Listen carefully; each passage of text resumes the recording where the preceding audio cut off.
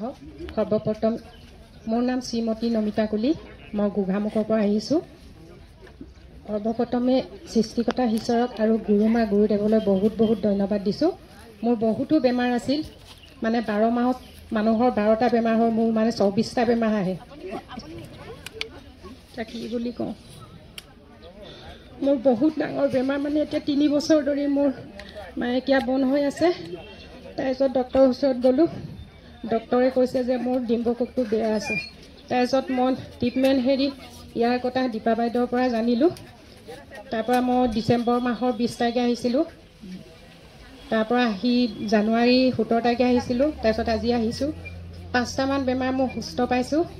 পেটৰ বিষ আৰু নাকৰ বিষ এটা আছিল, আৰু এই বুঢ়া আঙুলিটো অকণো লৰাব পৰা নাছিলোঁ। তাৰপিছত গোটেই মানে মোৰ দিনটো ৰাতিটো মানে টোপনিয়ে নাই, অকল চিন্তা চিন্তা চিন্তা। আৰু মোৰ এটা চৰিত্ৰ আছিল, মই যেতিয়া কওঁতে তেতিয়া মই মানুহজনৰ হাত উঠাওঁ। যেতিয়া মই প্ৰভু গৃহলৈ হোৱাৰ পৰা মই এইবিলাক সকলো ত্যাগ কৰিছোঁ আৰু সকলো শান্তি পাইছোঁ। এতিয়া তাৰে মোৰ সাক্ষ্য, আৰু ভগৱানৰ ওচৰত এইটোৱে প্ৰাৰ্থনা যে ইয়ালৈ আজি 3বাৰ আহিছোঁ। এতিয়া আপুনি শান্তি পাইছে, সুস্থ হৈছে। মই মাজতে হেমন্ত গগৈ নেজানি ইউটিউব চাইছিলোঁ, কেনেকৈ লগুণবৰ দিয়ে। তাকে দুপৰীয়া মানে 12টামান বজাত মানে ইউটিউবৰ হেৰিটো আছিলে, এই ভিডিঅ'টো আছিলে 23 মিনিটমান। চকু মুদি প্ৰাৰ্থনা কৰি সেনেকৈ মানে কান্দি কান্দি প্ৰাৰ্থনা কৰি তেতিয়াৰ পৰা আকৌ হ'বলৈ ধৰিলে। এতিয়া মানে বগা চাবো যায় মোৰ, তেতিয়াৰ পৰা উল্টা পুল্টা হৈ আছে মোৰ। ধন্যবাদ।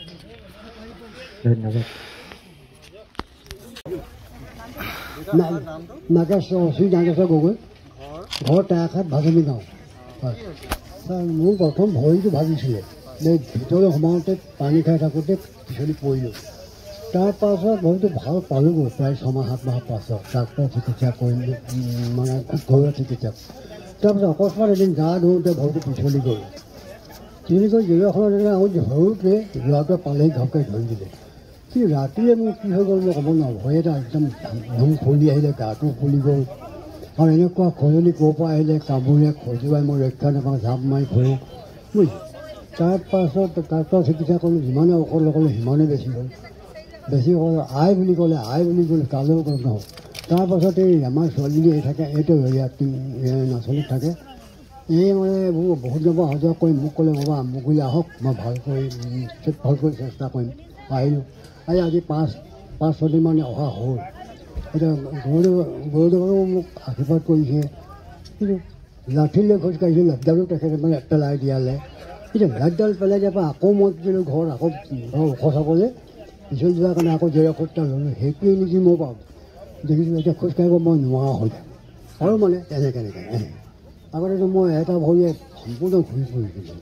এতিয়া এনেকুৱা বিষ এডোখৰতে, এইটো যিটো দুখ পাইছিলোঁ পাছত সেইটো জইন ল'লে, সেইটো এনেকৈ এতিয়া খোজকাঢ়িব নোৱাৰোঁ। আচ্ছা, সেইটো বাৰু পাৰিছোঁ, ধৰি হ'লেও বা লাঠি ল'লেও মই যাম। কিছু খজুৱতিয়ে মোক আক্ৰমণ কৰিছে। এই যে গাৰ ছালবোৰ সম্পূৰ্ণ চলাই দিলে, চব আঁচোতেবোৰ এতিয়া হ'লেছে সজুটো, কিন্তু খজুৱতিটো নাই যোৱা নহয়। মানে যিটো ধাপ মাৰি মায়াই মৰিলোঁ মই বুলি কৈছে, বাৰী দি বুঢ়া আঙুলি নখটো এই কাটি নাইকিয়া কৰিছে। সেনেকৈ আছোঁ, জীয়াই আছোঁ। মুঠতে ভাগ আগতকৈ কিন্তু বহুত পাতলা পালোঁ। এতিয়া খন্তেক আগতে গুৰুজনে আমাক শিক্ষা দি গ'ল যে ঈশ্বৰৰ দাসে কোৱা কথাটো যদি আমি অমান্য কৰোঁ, তেখেতে আপোনাক লাখুটি নোলোৱাকৈ খোজ কঢ়া কৰি দিছিলে, কিন্তু আপুনি আকৌ ঘৰত গৈ ভয়েৰে আপুনি কিজানি পৰি যাম ভয় কৰি আকৌ এডাল লাখুটি ল'লে। সেইকাৰণে আপোনাৰ বিষ কোষবিলাক বেছি হৈ গ'ল। এতিয়া আকৌ ঈশ্বৰে আপোনাক সুস্থ কৰিছে। আপুনি ঈশ্বৰৰ ওচৰত ক্ষমা খোজাৰ কাৰণে ঈশ্বৰে আপোনাক আশীৰ্বাদ কৰিছে। ধন্যবাদ দিছোঁ ঈশ্বৰৰ কাৰণে।